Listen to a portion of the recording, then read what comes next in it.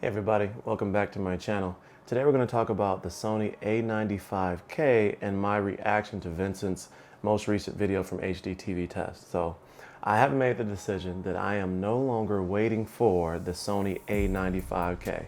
So let me, I guess, speak my position. I do not think that this is going to be a bad television. I don't believe that there's going to be I guess I would say major issues with the television, but what I am starting to believe is that the television is not ready and it will not be ready for this particular generation. And so I have this the Samsung S95B. It's sitting right over there, and I'm going to be moving it up to my gaming room now that I have decided not to purchase the A95K.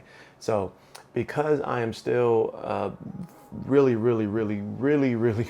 small channel, I buy all the things that I review other than some of those that have now been starting to be sent out to me as my channel is growing. And so those are, like the headphones and microphones and different things like that are starting to be sent to me, but nothing in the realm of like the monitors that I buy or the televisions that I buy or anything that is a big ticket item. And so because I purchased those myself, I do a lot of research and I read in between the lines, and I try to bring you those products if they make sense. Even the $350 pair of headphones that I decided to purchase, I did a lot of research on those before I spent $350 because I'm in the same boat as most of you. Although I do have this passion to share the information and I have the equipment to be able to create these videos, I still work a normal 9-to-5 job to pay for all of these particular things. I don't really make money from YouTube. And so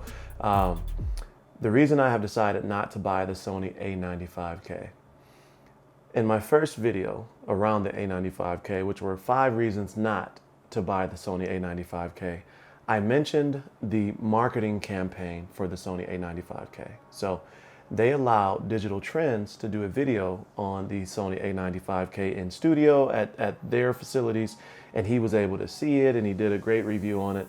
And then he later, had one in his studio and he did like first impressions, but he hasn't released a full-on review yet, which is kind of strange because he's had it for a while. Now, Vincent, when he did his first review, the numbers, as I said, he always speaks from data. So I do not know as much about televisions as him from a technical standpoint. I always come from a user experience standpoint. So I understand user experience. I'm a professional in regards to that. But so in his data, it showed that it wasn't as bright, and it showed some other things. And we're not going to get into all of that because all that stuff isn't really important to my decision. It is, but at the end of the day, when he did his recent video yesterday, he did a loop. It took 5 minutes for the Samsung S95B to dim while replaying that loop. Now, that shows that the Sony does not kick in the auto brightness level after 5 minutes of a repetitive loop. However, there is not a stitch of content that you are going to watch or game or play today that is going to be 5 to 7 minutes of the exact same footage. And so even though that reality is true, that the Sony A95K did not dim after 7 minutes and the heatsink allowed it to continue to push out that vibrant and bright color at the nits that it was at, that's not a realistic view. It's not a realistic use case, if you will, because with an OLED, you try your hardest not to have a repetitive, loop as much as possible that it's going to be able to give a situation like image retention. And so, yes, that test is true. So again, do not misconstrue my words. That test is 100% accurate. The Sony did not dim while the Samsung did dim. But again, if I'm playing Madden, NBA 2K, Call of Duty, watching a cinema, a movie, watching YouTube videos, nothing is going to replay over and over again unless I put on one of those videos that is an hour long of the exact same footage. And so that is the only time that something like that is actually going to affect your view, right? I've owned the Samsung S95B since before it was released. I drove up to Best Buy, its distribution center in Georgia, and picked it up, right? And I did a whole video on that. I have yet to watch content or play a game or anything like that and see the screen dim to the point that it did for Vincent's test. And so that's one thing. The second thing is that Vincent does not lie. He tells things exactly as they are. He always uses the data to support his thesis and discussion and argument, right? And so he always tells the truth. He lets the facts tell his truth. However, data can skew a conversation. If I told you I had a sample size of 1,000 people versus a sample size of 10 people, and I said, oh, this sample size, produced 60%, positive results, and it was only 6 people. But then over here, I told you that, oh, the sample size produced only 40% of results, and so, that we're not going to go with that. You would hear 60% over here, and you would hear 40% over here, and you would say, oh man, the argument over here makes sense, but that's only 6 people. Whereas the argument over here is 40%, but it's 400 people. And so statistics, data, and things like that can be used to skew a point.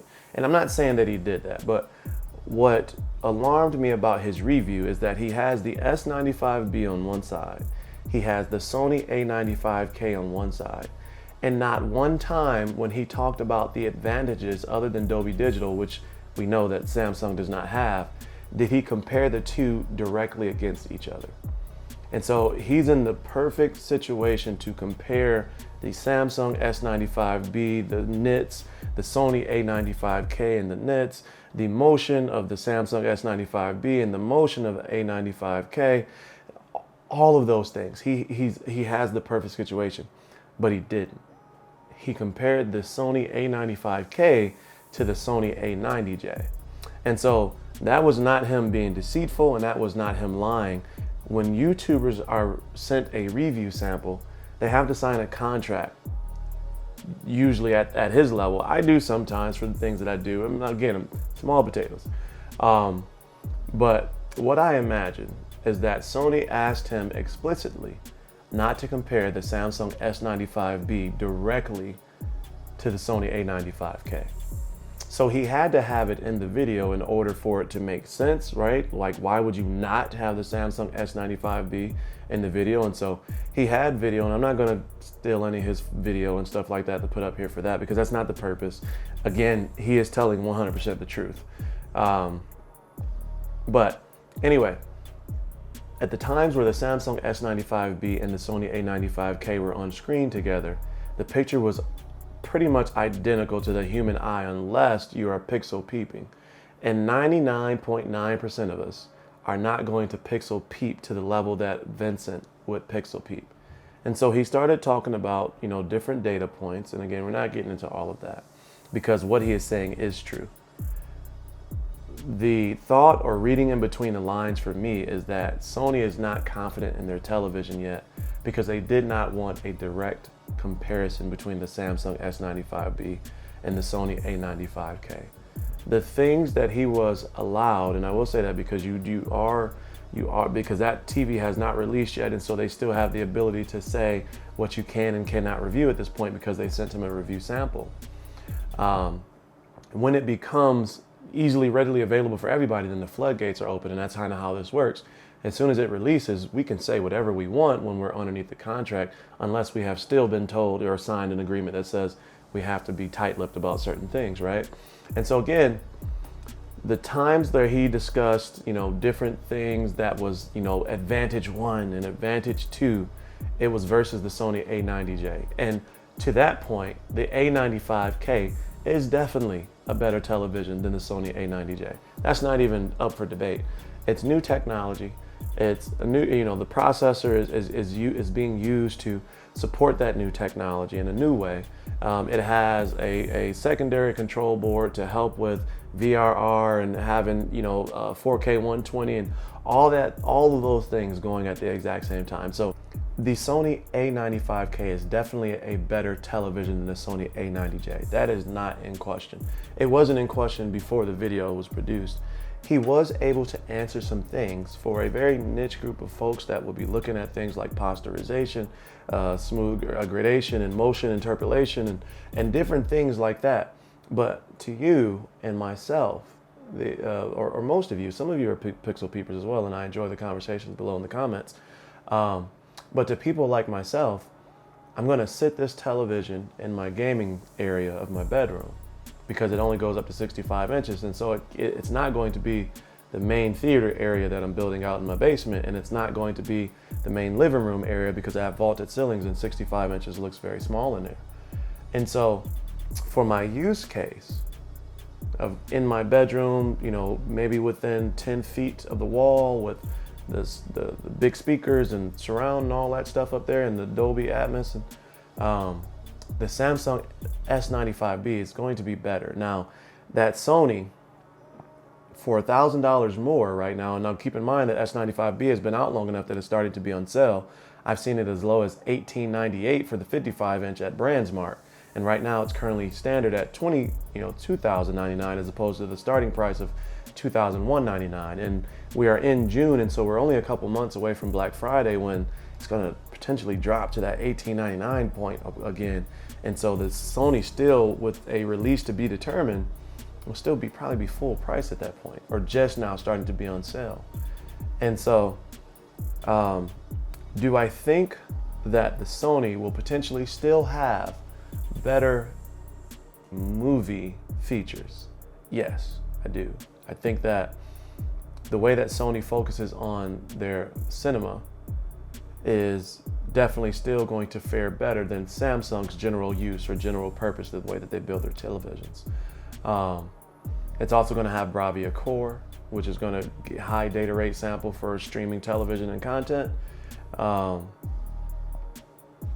But beyond, and it's also going to have the ambient sound, right? With the television, the screen is the speaker, and so it's going to have a better sound production that faces you. And so, but because of my use case with the speakers and the Sonos amp that I'm using to run that and different things to add the surround speakers and stuff, it's not going to be a better situation for me because I'm not going to actually use those features.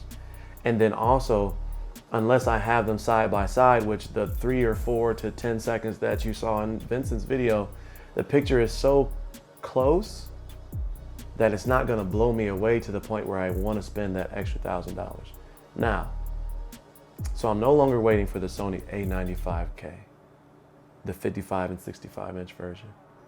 I will still be open in the future to the larger screens that will potentially release next year. And the reason is because whatever is going on with this Sony A95k at this point, this is an abnormal amount of time to wait from an initial launch day, if you will. We've had 2 launch days come and go at this point, and right now there's no word. Even Rob Zone over at Value Electronics has no idea at this point. And he's getting direct communication from the manufacturers, and that doesn't always happen, but now that he has a platform, he's getting those communications. And so in his most recent conversation with Brian from Whisper Status, or the new TV Therapy, I'm not sure of his new channel name, but Whisper Status 74 was his original channel. They don't know when it's going to release. Now, I am not opposed to the Sony Z9K in my theater room over there. It's 8K, it's mini LED. That may produce an amazing picture, and it has the larger formats, and so, but it's $10,000.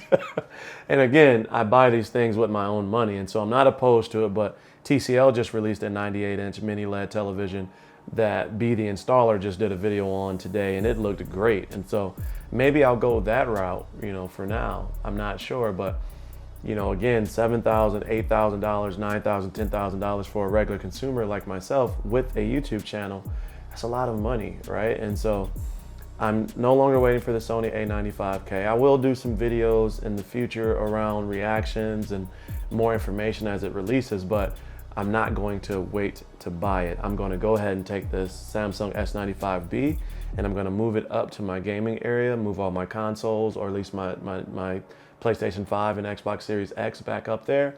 And then I'm going to do a final review on that television. The Samsung S95B has been a phenomenal television.